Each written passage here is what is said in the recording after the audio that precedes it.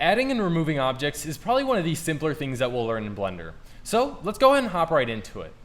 We can delete an object in Blender by pressing X while it's selected. So you can see here that my cube is selected, and we can tell this because it has the orangish yellowish outline on the outside.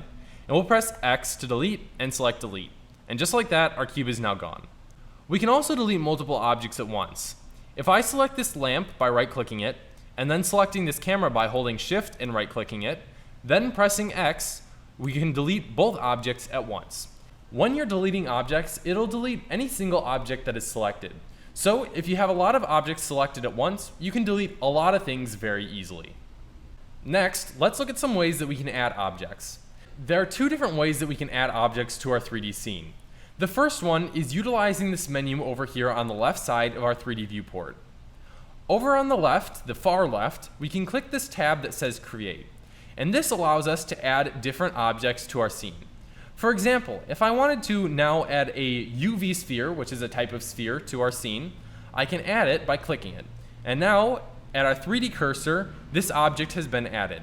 We can move it around just like any other object. We can scale it up. We can rotate it if we would like to. We can do anything we'd like.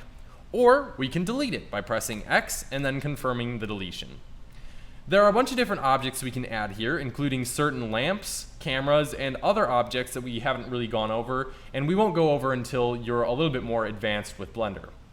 So let's add something else. We'll add a monkey. This monkey is kind of like an icon of Blender. Her name is Suzanne, and she is the best monkey in the world. So if you do see Suzanne in some sort of render or in somebody's project, it's probably a good indication that it was created in Blender. Now, I don't want Suzanne in the scene, unfortunately, so we'll get rid of Suzanne by pressing X and then confirming our deletion.